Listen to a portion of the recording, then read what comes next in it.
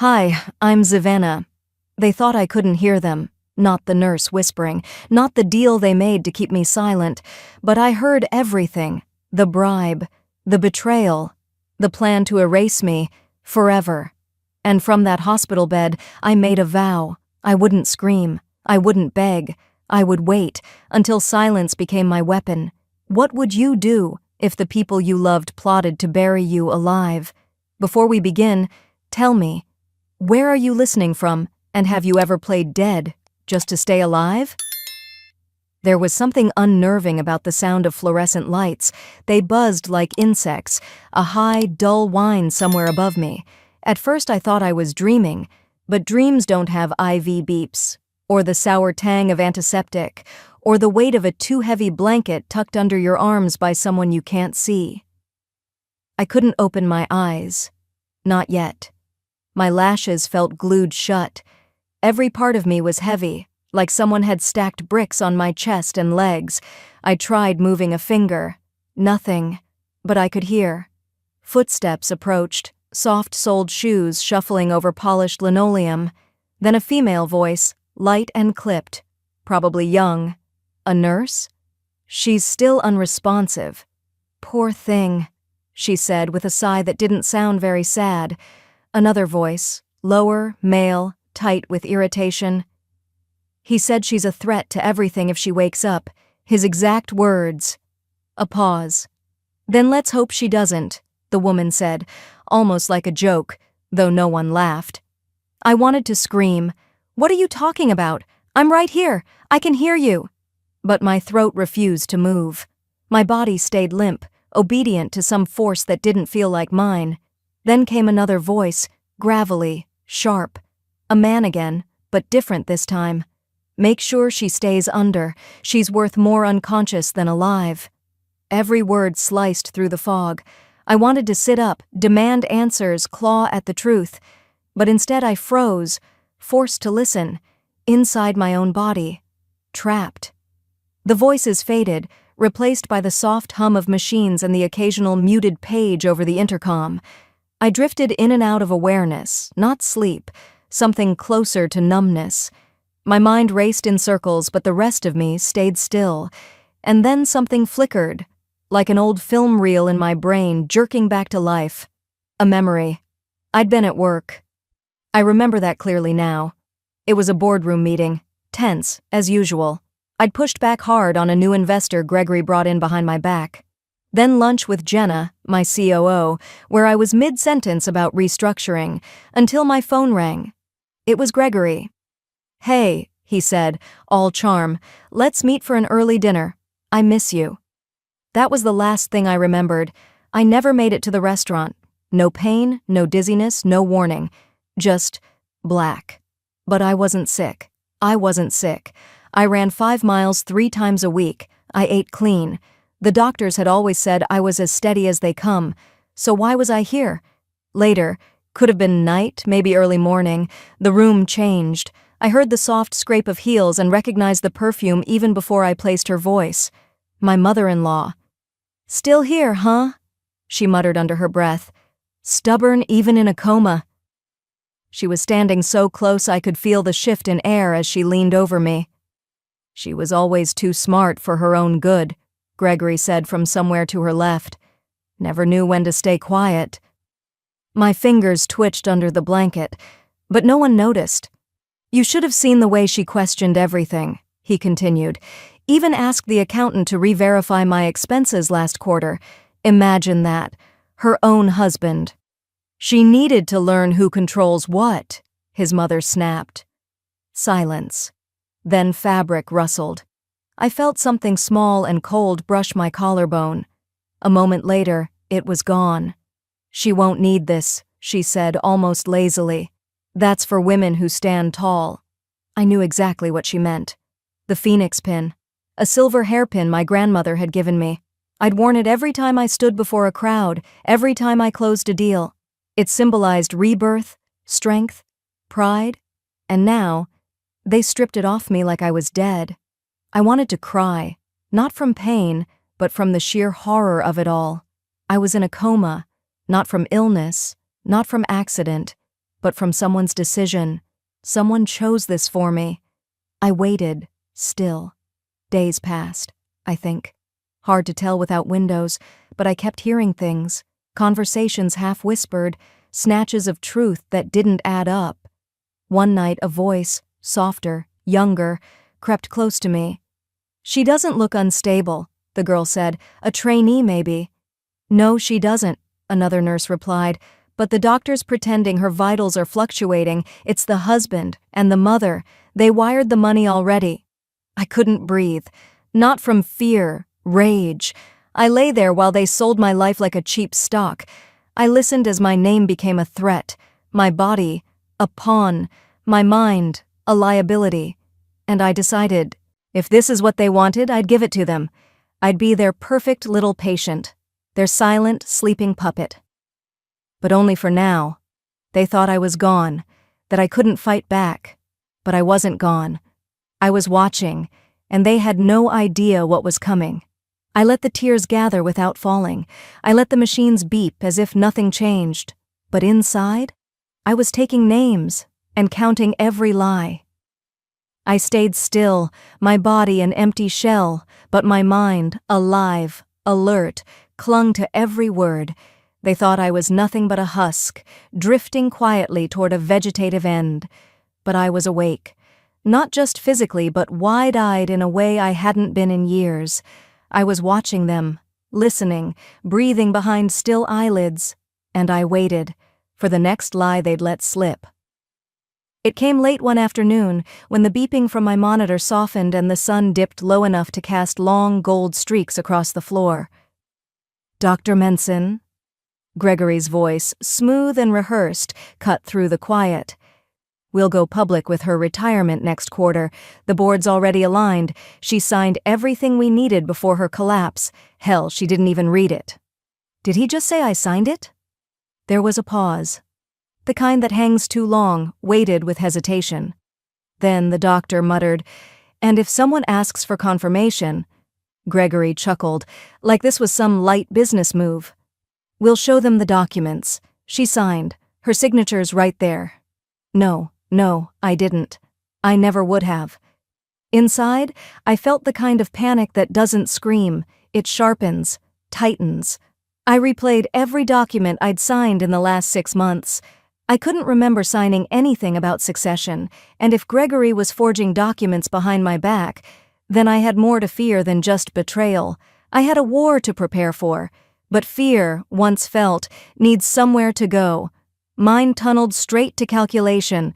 There was something he didn't know, and that thought cracked through the fear like light slipping under a door. A memory. It hit me not in a flash, but like warm water rising up my spine. I remembered a cafe in Seattle, 5 years ago, the scent of cedar and espresso. My father's attorney, Michael, sitting across from me in a gray wool blazer, eyes kind but firm. "Zivana," he'd said, "your father wanted you to have protection. Quiet protection. Firebird Holding LLC. It's untraceable, and you own all of it. It holds your 51% of the company, but you must keep this silent, not even your husband." And I had. For years, I hadn't spoken those words to anyone, not even Gregory. He never knew.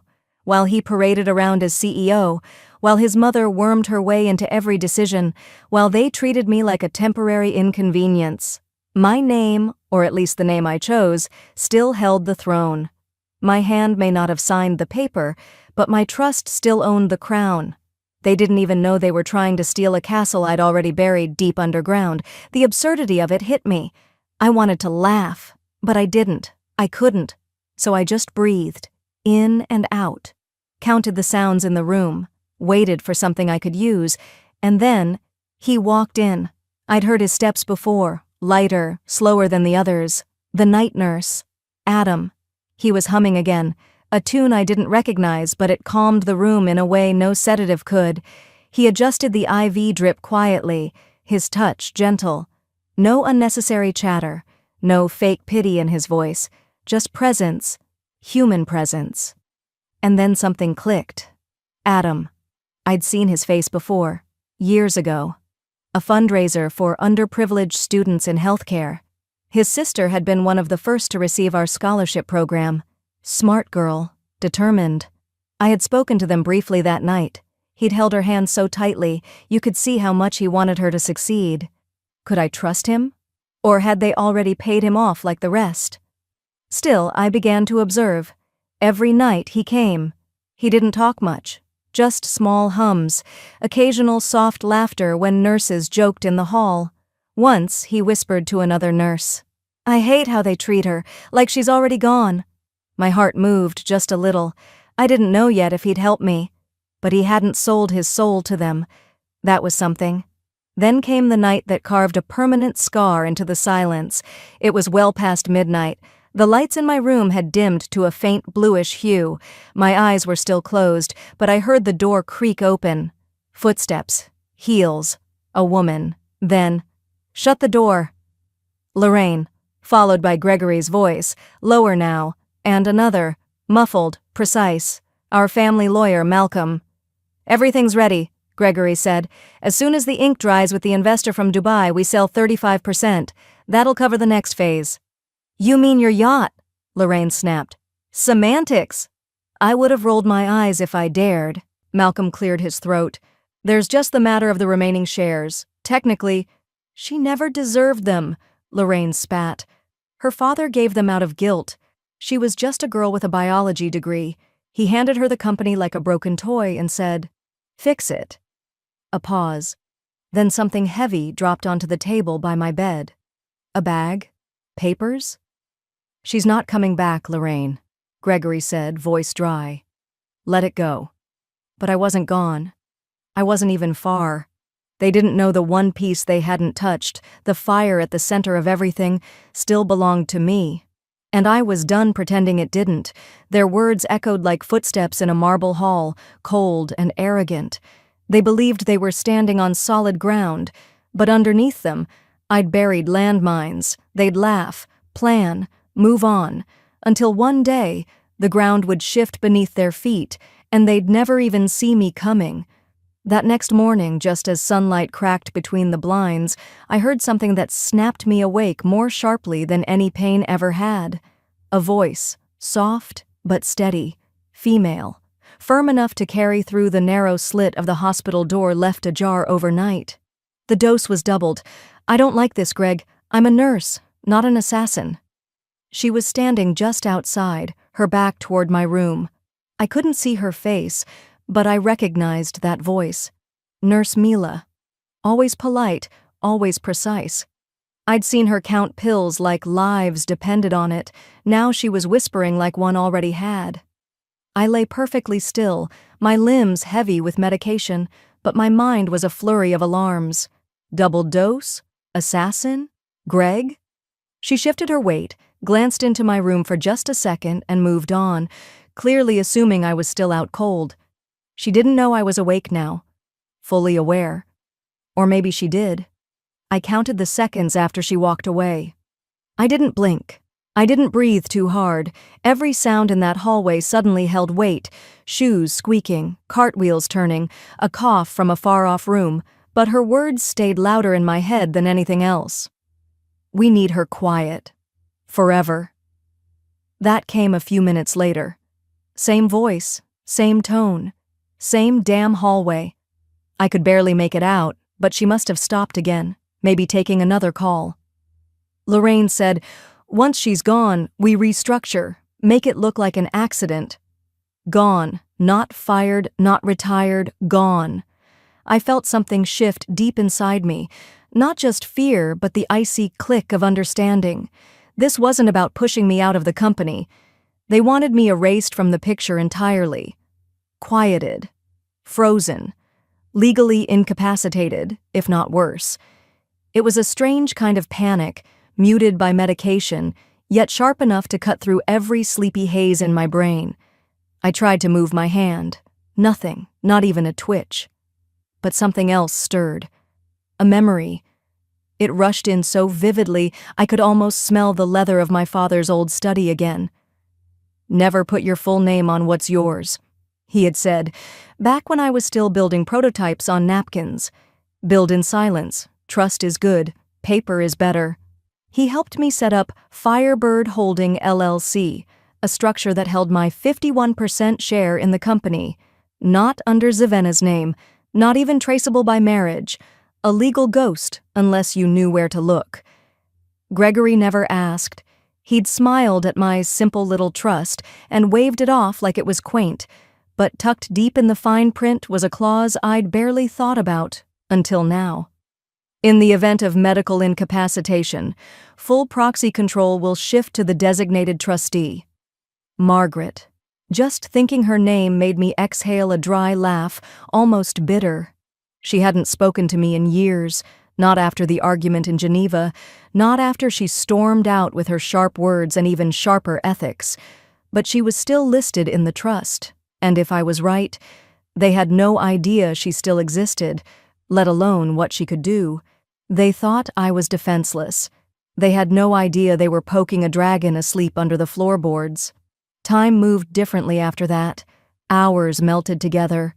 The dull beeping of machines faded in and out, like background music to a thriller I couldn't pause. Gregory didn't show up that day, nor Lorraine.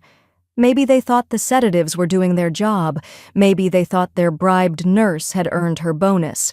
But that evening, around the time the hallways got quieter, the nurses started switching shifts, I decided to make my first move. I focused everything I had on one task: move my finger. That's it. Just one finger. It took minutes. My wrist burned. My eyes stung from trying not to blink too long. But finally, with effort that felt like climbing out of a grave, I moved my right index finger just a few centimeters along the bedsheet. Footsteps. Slow. Hesitant. Nurse Adam. He paused in the doorway. I didn't look up. I couldn't. But I felt him step closer. Then, silence. And then, a tear fell. His, not mine. He reached out, gently wiped my cheek with the side of his glove. No words. No gasp. Just that. He knew. He'd seen the movement, and something about that small signal between us, so quiet, yet so clear, became the beginning of something else. Not recovery. Not yet. But alliance. The kind that doesn't need words. Because when you're surrounded by people playing dirty in the daylight, sometimes the cleanest moves happen in the dark. That single tear became our first unspoken alliance. The lights in my hospital room hummed faintly overhead as dusk settled beyond the window. Time had no meaning inside those walls, but I began to sense the rhythm of the shift changes, the slow passing of night nurses, the clatter of food trays at dawn. That evening, I heard the familiar sound of rubber soles scuffing against linoleum. It was Adam. He entered quietly, clipboard in hand, moving with an ease that almost felt rehearsed. Most nurses glanced past me, treating my body like a bed-bound form, a checklist. But not him. That night, he lingered. He adjusted my IV, tapped the monitor, then he sat. For a moment he didn't speak, just watched the heart monitor blink. Then, as if speaking to the air, he murmured, "Did you know it snowed last night? Not enough to stick, just enough to feel." His voice was soft, not performative, not for show, as if he wasn't talking to a patient but remembering something for himself. He exhaled, leaning just slightly closer, and added, "If you're awake, blink twice." I didn't hesitate. I blinked. Once. Then again. His whole posture changed, barely, but I saw it. Adam froze mid-sentence, mid-movement, mid-breath. The clipboard slipped from his fingers, landing on the edge of the bed. He caught it just before it fell. His eyes darted to the hallway, then to the security camera mounted in the upper corner of the room. He mouthed, slow and careful, "You're not safe."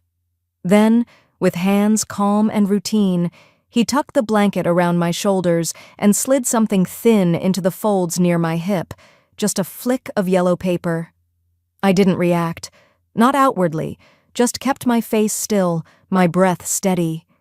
He stood, brushing invisible lint from his scrubs, and walked out like nothing happened. The clock above the door ticked. Minutes passed, maybe hours. When the hallway had been quiet for a while and the shift noise died down, I used what little strength I had to edge my fingers beneath the blanket. A post-it note, slipped between threads of fabric like a secret prayer. Don't react. Cameras. I closed my eyes again, not to sleep, but to strategize. They wanted me quiet. Gregory and Lorraine, the people I once called family. But Adam didn't look away. That night, sometime between the soft beep of vitals and the humming silence of 2 a.m., the door eased open. His silhouette moved slowly, deliberately. No clipboard this time, no gloves. He didn't speak. He just checked the machines, adjusted my oxygen line, and with a glance to the camera, leaned in.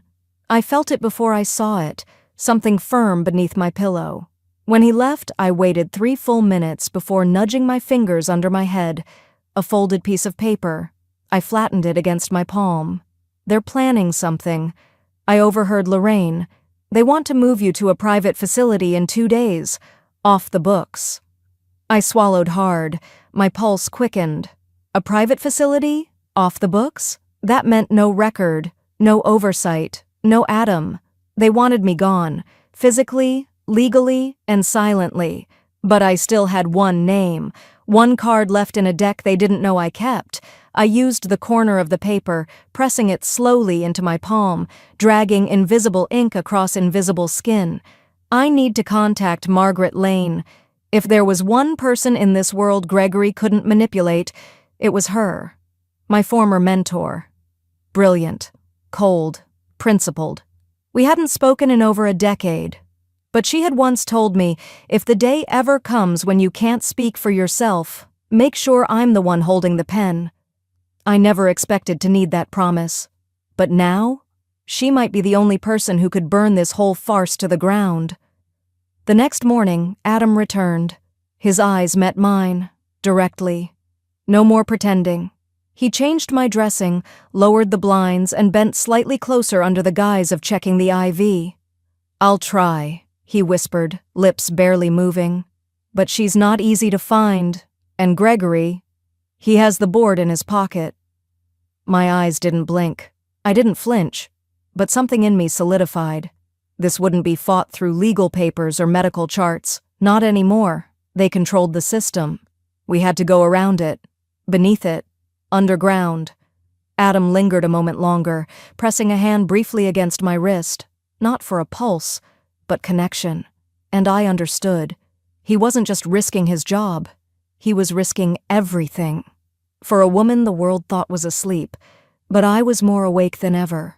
That's when I knew we couldn't fight this above ground. We had to go underground. Adam closed the door behind him, the soft click strangely louder than the whir of the machines beside me. He slipped something small and black from the pocket of his scrub top, a burner tablet. No logins, no traceable apps, just clean code, offline access, and one goal: expose what they buried. "We've got maybe 20 minutes before someone checks this wing again," he whispered, his eyes darting to the hallway. I nodded once, careful not to draw attention to the camera mounted above the medicine cabinet.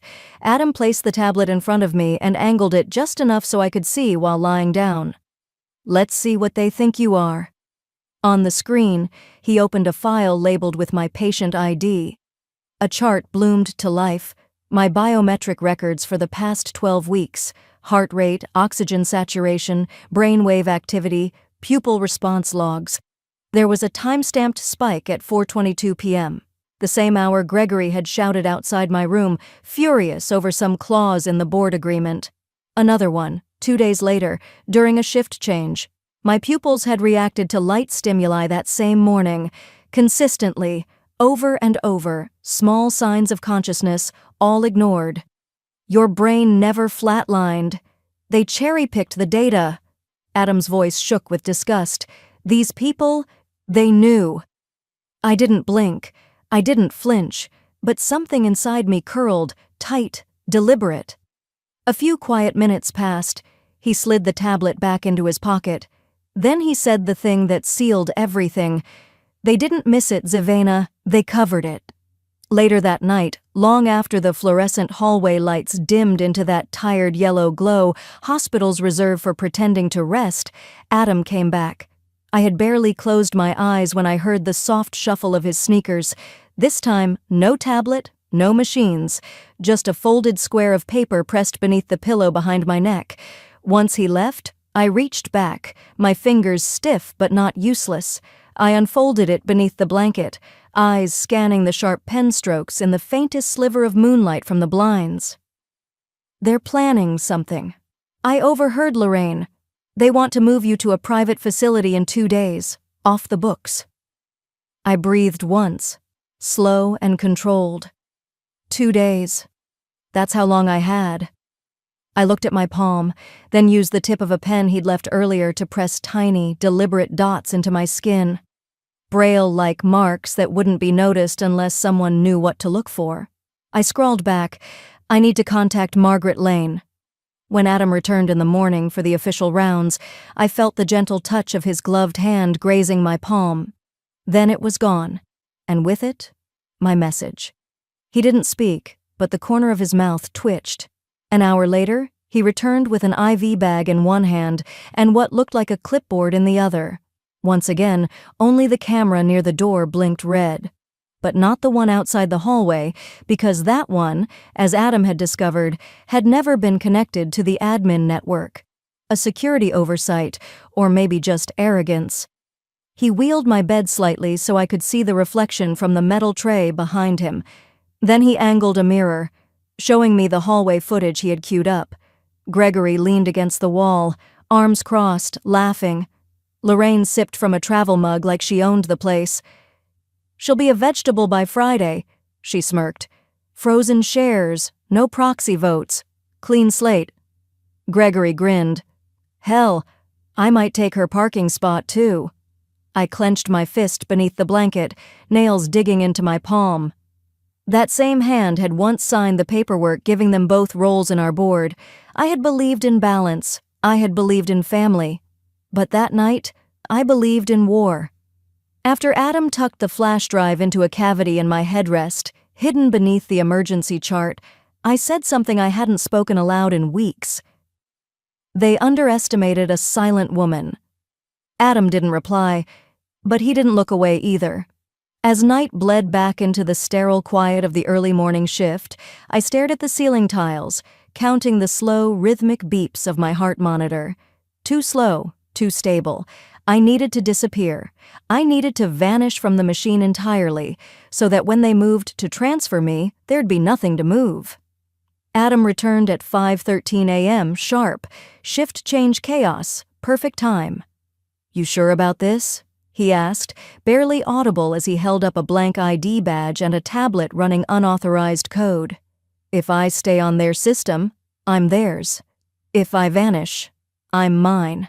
He nodded, then began. It took 15 minutes. One line of code rerouted my vital signs to a test patient file. Another severed the monitoring feed from my bed. On the hospital server, I now looked like someone on a slow spiral, fading into coma-induced organ failure.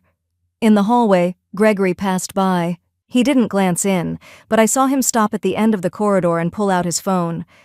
Adam leaned close, whispering as he read over my shoulder. He just texted Lorraine. "Tomorrow. Transfer her before Lane finds out." I exhaled, slow, controlled, and thought, but they didn't know I'd already moved the queen off the board. The day they signed my transfer order, I was already 2 steps ahead. Gregory wore that smug little smile I'd seen before, in courtrooms, on company calls, even at my own wedding, when he toasted to luck instead of love. Lorraine dabbed her eyes with a linen napkin, pretending to be the grieving matriarch.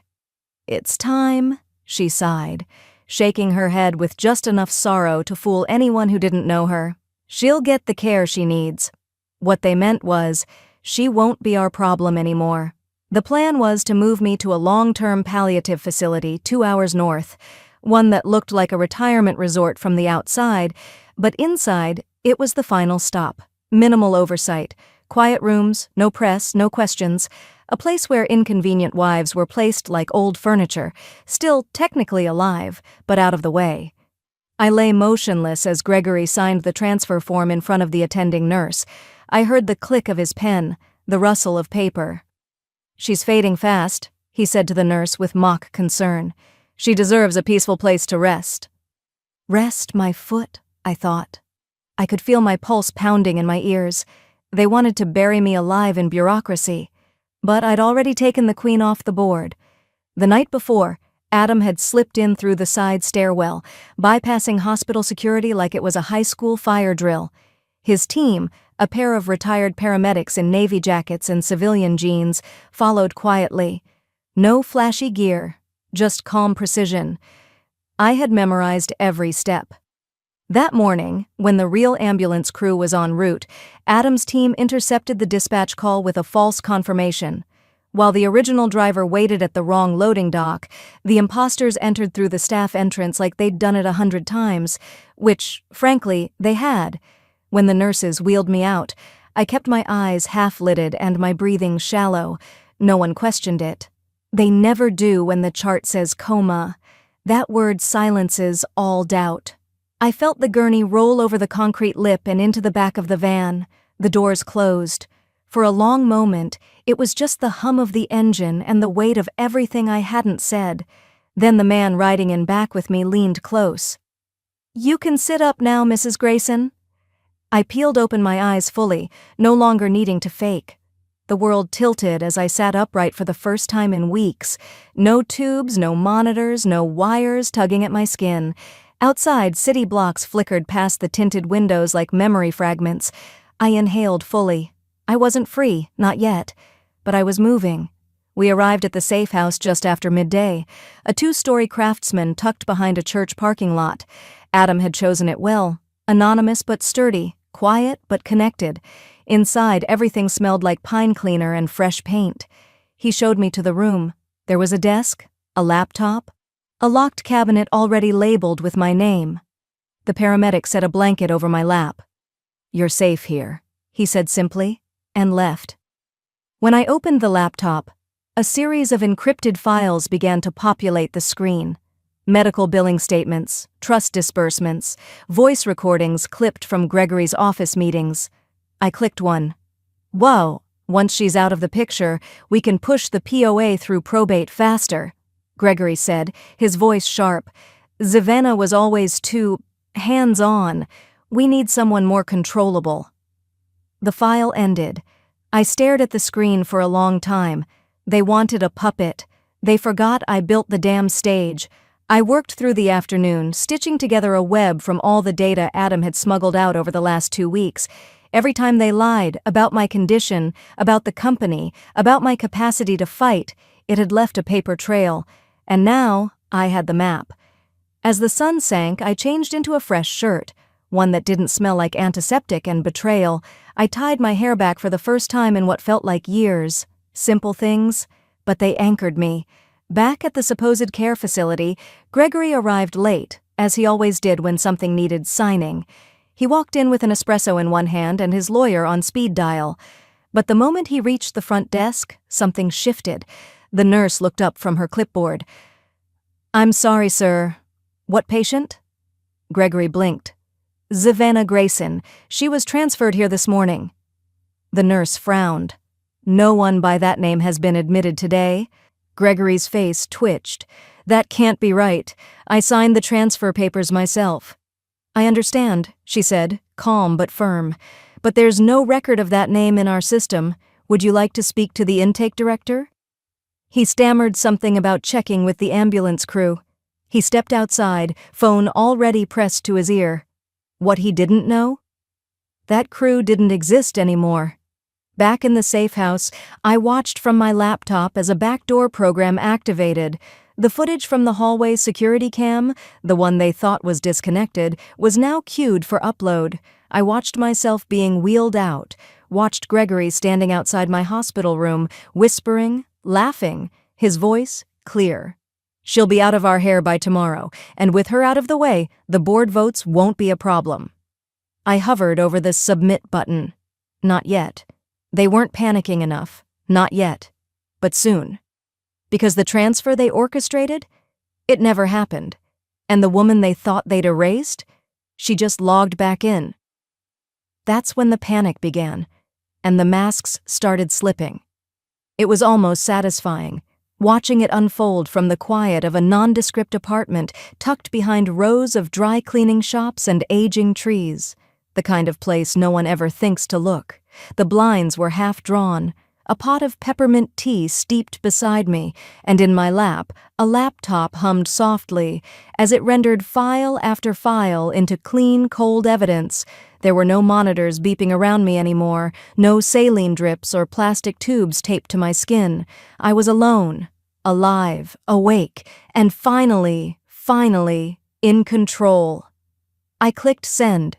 The first email was routed through a secure channel, one Adam had arranged years ago when helping a whistleblower nurse who'd uncovered abuse in a state-run facility. Now it was mine. To James Holloway, Law Offices of Holloway and Denton, subject, client material. Time-sensitive attached were 33 audio clips, 14 video files, and a digitized transcript with timestamps. Among them, Dr. Kessler, you'll get your bonus if she doesn't wake up. That's our agreement. That was Lorraine, clear as day. And another, Gregory's voice, lower, almost gleeful. She's already out of the way. From here we write the story. She was always fragile. This was inevitable. I paused only briefly before sending the same packet to a financial crimes investigator I'd once met at a gala through a mutual friend. She had a memory like a steel trap and a righteous streak wider than the Mississippi. I remembered the way she'd held my hand at the end of that evening, whispering, "If you ever need someone who doesn't scare easy, call me." And I just had.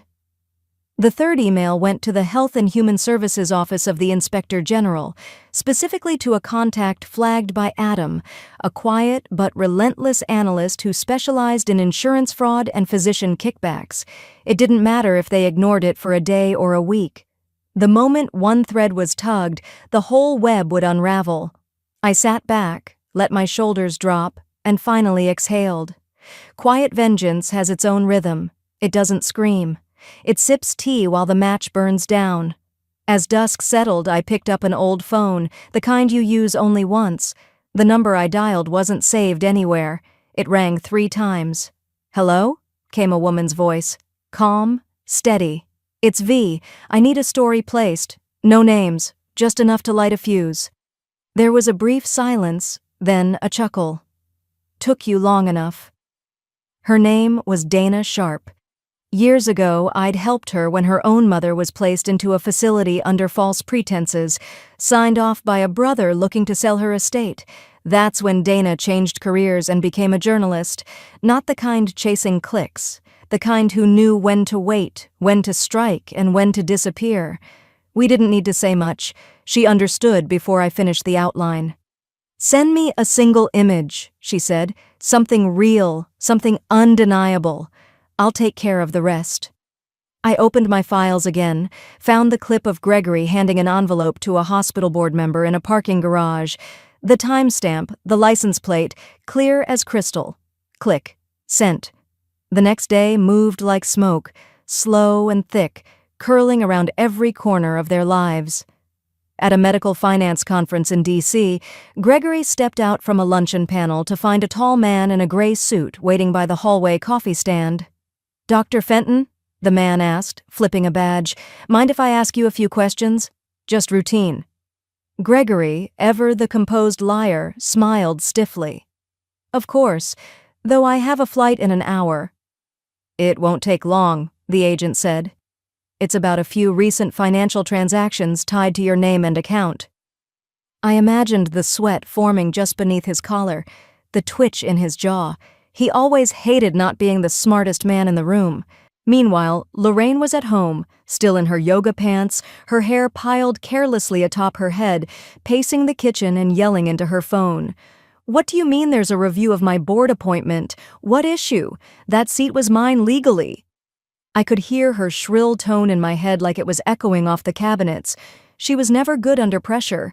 By late afternoon, they'd both started calling Adam. He didn't answer. They tried calling the hospital. The receptionist gave a polite but firm, "We can't disclose information about patient transfers over the phone." They tried calling the facility I was supposed to be in. The nurse at the desk simply said, "We have no record of a patient under that name arriving yesterday." That's when the real unraveling began. But the final piece wasn't meant for them, not at first. It was for me. I set up a tripod in the center of the room. No filters, no dramatic lighting, just my face, still thinner than I'd like, but eyes clear, spine straight. I hit record. "My name is Savannah Fenton," I began, "and I'm not here to plead, I'm not here to beg, I'm here to confirm what they tried to erase." I paused, letting the words hang. They told people I was fragile, that I was always sick, that I needed protecting. But the truth is, what scared them most wasn't my weakness. It was my strength. I looked directly into the lens. I am the ink in every signature, the breath behind every success. I built this family's reputation. I carried its burdens, forgave its flaws, and protected it until they decided I was disposable. I reached down, picked up a small USB drive, and held it up. This contains everything, every lie, every transaction, every laugh they shared while plotting to silence me. I leaned forward just slightly. But now, I'm the one watching, and I'm not blinking. I let the silence stretch. They say fire destroys, but I've found it also reveals. The file saved automatically. I backed it up, then encrypted it. One copy went to Dana, another went to a private server. A third, well, let's just say it's with someone no one suspects. Because when a storm is coming, you don't shout. You whisper. You prepare. And when it hits, you watch who runs and who stands still. And in the fire, something beautiful emerged. Not flames, but clarity. Once the recordings hit their mark and the headlines began to simmer beneath the surface, I knew the next move wouldn't come from me. It would come from them. Desperation has its own smell, and I could already sense it drifting. Gregory was the first to squirm. Late one evening, I watched from the quiet of my hospital room as the city lights flickered to life. Behind me, monitors beeped steadily, my silent witness to every twist. I had asked the nurse to dim the lights. My dinner tray sat untouched on the side table. I wasn't hungry. Instead, I opened the secure laptop tucked under the thin hospital blanket and logged into the back channel interface I had set up weeks ago. A notification blinked. Attempted access, flagged account, financial transfer blocked. He had tried to move company funds. Again. He must have thought he could still outsmart me, but I'd already revoked his privileges, reset the signatures, and even rerouted the contingency accounts. The moment he clicked transfer, it bounced back like a slammed door in his face. I leaned back and closed the laptop. So it begins. Down in their gated estate, Lorraine was pacing. She'd already packed a Navy suitcase, I imagined, the one she always took to Palm Springs. Gregory muttered something about Brazil. He still believed there were ways out of this if they moved fast enough. But I had locked more than just the money. I had sealed the exits, too. The next morning, I heard they'd called a car to the airport. Private, as always. Lorraine never traveled commercial. Said it gave her migraines. They'd booked one-way tickets under false names. She wore dark glasses like someone would recognize her, like she was the celebrity in a scandal she hadn't yet realized was about her. By the time they got to LAX, it was already in motion.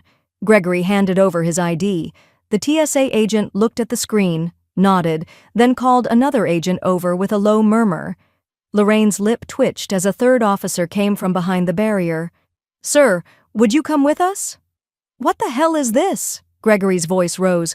"We're catching a flight." "No, you're not," the officer replied, calm as ever. "You've been flagged in an open federal investigation. Please step aside." Lorraine clutched her handbag like it could shield her. She turned, frantic, pulling out her phone. I could almost hear her voice in my head as she speed-dialed their attorney. But the lawyer wouldn't answer. Not for her. Not anymore. I had paid his retainer in full 3 weeks earlier, under my name, for a case completely unrelated. Conflict of interest. He wouldn't touch them now, even if they begged. From my bed, I smiled softly to myself. They still hadn't figured it out. They were drowning in a net they hadn't seen me weave. 2 hours later, it hit the public. The headline ran across the morning edition in bold red text: "Comatose wife exposes husband and mother-in-law in chilling plot. Wiretaps reveal scheme to erase her." The article was brutal, precise. The journalist I'd trusted had done her job. It laid out the conspiracy, the bribes to hospital staff, the manipulations of medical records, the laugh caught on tape. Gregory saying, "Once she's out of the picture, we write the narrative." The public didn't flinch. They exploded. Comments flooded in. Forums lit up. Even former employees of our company came forward, offering testimonies about how Lorraine bullied her way into board meetings and how Gregory had siphoned funds under charity event codes. And then, my name. The one they had tried to scrub out. Zavenna R. Hastings, co-founder, innovator, survivor. It was printed, spoken, reclaimed. They thought I'd be forgotten, erased. But there I was, on every newsfeed, not as a victim, but as the woman who outplayed them both. The backlash was swift. The company stock tumbled. Lorraine's carefully curated image as a health advocate was shredded. One news anchor called her a snake in pearls. Gregory's reputation among biotech circles?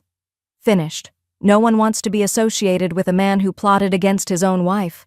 But in that moment, I didn't feel like celebrating. I sat by the window in my recovery suite, the late afternoon sun pouring in like gold, the light caught in the corners of the room, warm and still. I wasn't hooked up to tubes anymore, just monitoring wires. The silence was different now, not hollow, just peaceful. A knock on the door broke the stillness. It was my nurse, smiling gently. She walked in without a word and handed me a small folded note. "From your son," she said. I took it, hands trembling slightly. My fingers ran over the familiar handwriting. "Mom, I knew you were stronger than them. Always. Love, Elijah." I closed my eyes, pressing the note to my chest. For all the noise, all the cameras, all the headlines, this was what mattered. Not the revenge, not the victory, but that my son saw me, the real me. And in that stillness, I whispered to no one. They tried to silence me. But now, they're the ones without a voice. The sky outside faded into soft oranges and purples. I watched the sun dip low, breathing in deeply. There was one more place I had to go, before closing this chapter for good.